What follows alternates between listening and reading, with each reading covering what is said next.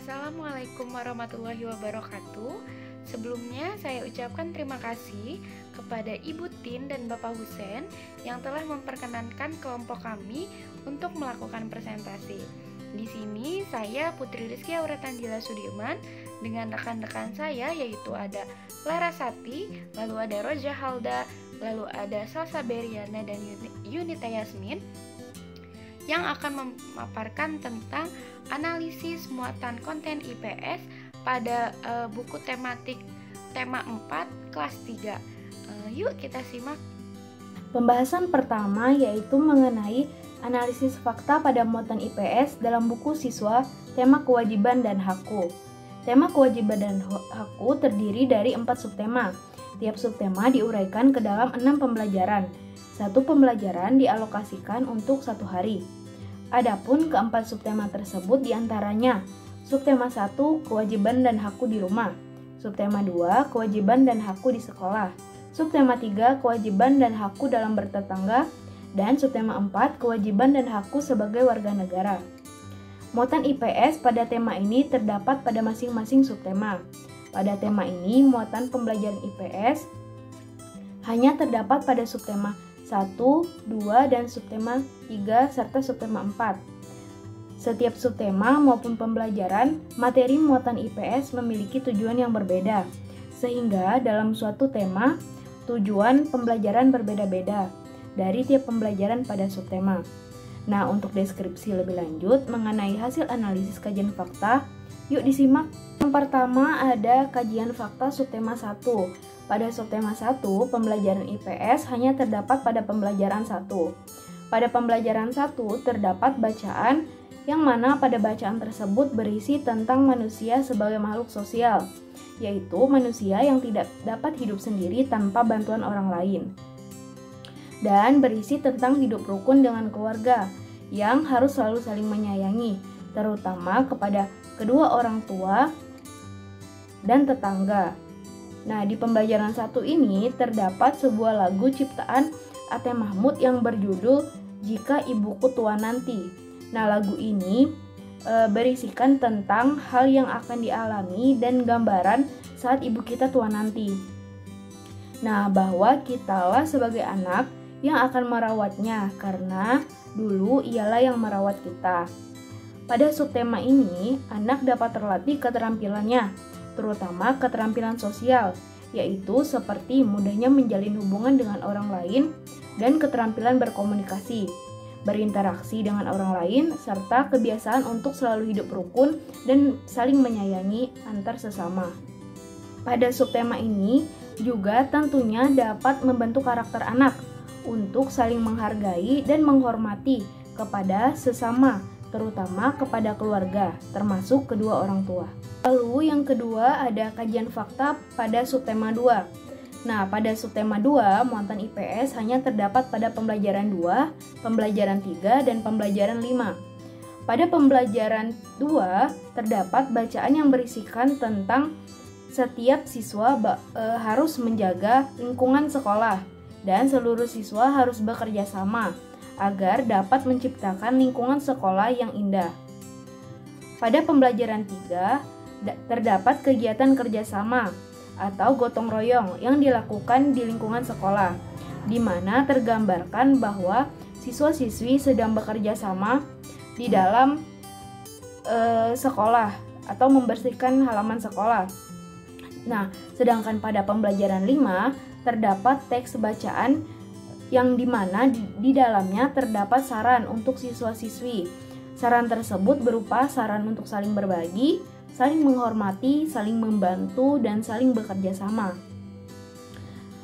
Dan tentunya pada subtema ini anak akan dapat terlatih keterampilannya, terutama keterampilan sosial tadi, yaitu seperti mudahnya menjalin hubungan dengan orang lain dan keterampilan berkomunikasi serta berinteraksi dengan orang lain. Pada subtema ini tentunya dapat membentuk karakter anak, yaitu untuk mampu bekerja sama atau tolong-menolong dan memiliki rasa empati yang tinggi. Selanjutnya, ada kajian fakta subtema 3. Pada subtema 3 ini, muatan IPS hanya terdapat pada pembelajaran 2 dan pembelajaran 6, dan pada pembelajaran 2 berisikan tentang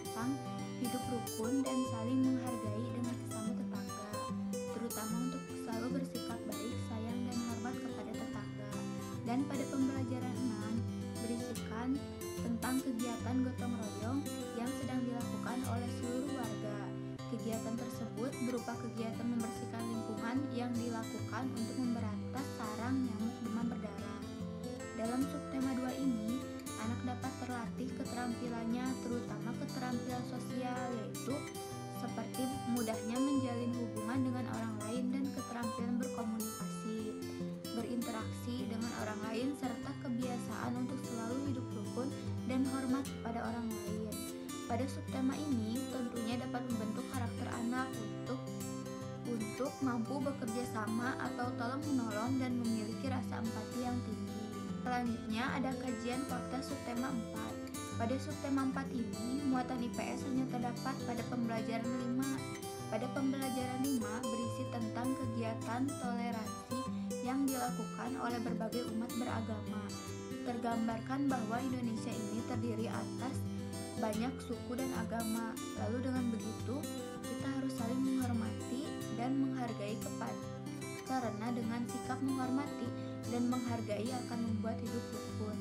Sama seperti subtema sebelumnya, pada subtema ini anak dapat terlatih keterampilannya, terutama keterampilan sosial, yaitu seperti mudahnya menjalin hubungan dengan orang lain dan keterampilan berkomunikasi, berinteraksi dengan orang lain, serta kebiasaan untuk selalu rukun, menghargai dan hormat kepada orang lain. Pada subtema ini tentunya dapat membentuk karakter anak untuk saling menghargai dan menghormati kepada sesama. Ya, selanjutnya saya akan menjelaskan tentang hasil analisis buku guru kelas 3 tema 4. Berdasarkan hasil analisis buku guru kelas 3 tema 4, terdapat kompetensi inti, yaitu guru mengarahkan siswa-siswanya melalui buku tematik 4 ini untuk bisa memberikan ilmu kepada siswanya untuk menunjukkan perilaku jujur, disiplin, bertanggung jawab, santun, peduli, percaya diri dalam berinteraksi dengan keluarga, teman, guru, dan tetangga, serta cinta tanah air. Buku guru kelas 3 tema 4 ini menggambarkan mengembangkan berupa keterampilan dan pengetahuan. Berikut merupakan nilai-nilai muatan IPS pada buku guru kelas 3 tematik 4. Yang pertama, nilai sosial. Guru mengarahkan siswa untuk membentuk rasa kebersamaan dan saling menghargai dengan cara siswa bertanya dan menjawab dengan teman sebelahnya terkait tentang kasih sayang orang tua yang tercantum pada buku pembelajaran tematik 4. Siswa juga diarahkan untuk selalu bersyukur dan membiasakan berucap terima kasih dan melatih percaya diri dengan belajar menceritakan pengalamannya sebagaimana pada pembelajaran kewajiban dan hakku di rumah. Dan yang kedua, ada juga nilai religi. Nah, guru mengarahkan siswa untuk belajar bentuk rasa syukur siswa kepada Tuhan Yang Maha Esa yang terdapat pada subtema mengetahui hak dan kewajibanku di sekolah. Contohnya, siswa berhak memiliki rasa nyaman selama di sekolah, juga menghargai orang yang sedang menerangkan di kelas. Ini menjadi bentuk rasa syukur yang karena telah diberikan telinga oleh Tuhan untuk mendengar. Dan yang ketiga, ada nilai keterampilan. Guru mengarahkan siswa untuk membentuk sikap yang terampil seperti membaca, membuat karya dekoratif, menulis saran, membaca teks, kemudian pada kewajiban dan hakku dalam bertetangga dan kewajiban dan hakku sebagai warga negara. Maka di sini juga melatih tingkat kebersamaan dalam bekerja sama, dilatih dengan baik dengan cara berdiskusi dengan sebagaimana contohnya seperti ini, saluran air yang ditutup dan mengubur sampah-sampah sehingga tidak menimbulkan banyak penyakit demam berdarah. Nah, ini siswa juga dilatih untuk saling bergotong royong, saling bekerja sama, bagaimana sih cara mengatasi adanya wabah demam berdarah ini sebagai siswa dan sebagai warga negara. Dan yang keempat, yaitu ada nilai pengetahuan. Guru dapat mengarahkan siswa untuk dapat mengungkapkan dengan pendapatnya masing-masing dengan melihat beberapa kasus yang terdapat pada gambar yang sudah ada di buku. Contohnya teks tentang wabah demam berdarah lagi ya. Nah, sehingga siswa dapat menggarisbawahi kalimat yang menjadi kewajibannya untuk tidak terjadi wabah nyamuk demam berdarah di lingkungan sekitarnya, baik di sekolah maupun di tempat tinggal di lingkungannya masing-masing. Dan ini juga menjadi sebagai kewajiban sebagai siswa dan sebagai warga negara, seperti itu. Karena pada buku tematik ini tidak jauh dari bagaimana sih siswa mengungkapkan pendapatnya, bagaimana sih siswa berdiskusi, bergotong royong, seperti itu. Yang selanjutnya itu ada kurikulum 2006 atau KTSP. Nah, pada KTSP ini setiap mata pelajaran pasti terdiri dari standar isi, standar kompetensi, kompetensi dasar, dan keterampilan hidup. Nah, pada kelas 3 semester 1, standar isinya adalah sistem sosial budaya dengan subaspeknya interaksi sosial, sosialisasi, dan peranata sosial. Lalu yang kedua ada standar kompetensi. Nah, pada kelas 3 semester 1 ini mata pelajaran IPS-nya, standar kompetensinya itu adalah memahami jenis pekerjaan dan penggunaan uang.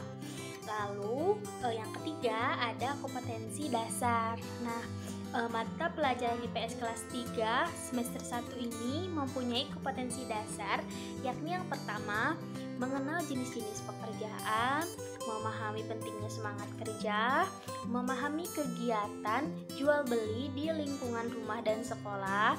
Yang keempat, mengenal sejarah uang, dan yang terakhir ada mengenal penggunaan uang sesuai dengan kebutuhannya. Nah, yang terakhir itu ada keterampilan hidup. Pada mata pelajaran IPS kelas 3 semester 1 ini terdapat 3 keterampilan hidup yang harus dikembangkan, yakni keterampilan personal, keterampilan sosial, dan keterampilan intelektual. Pertama, ada keterampilan personal. Nah, untuk keterampilan personal ini pada mata pelajaran IPS kelas 3 semester 1 yang harus dikembangkan adalah bertanggung jawab, dapat menghargai, berpikir rasional, dan berakhlak mulia.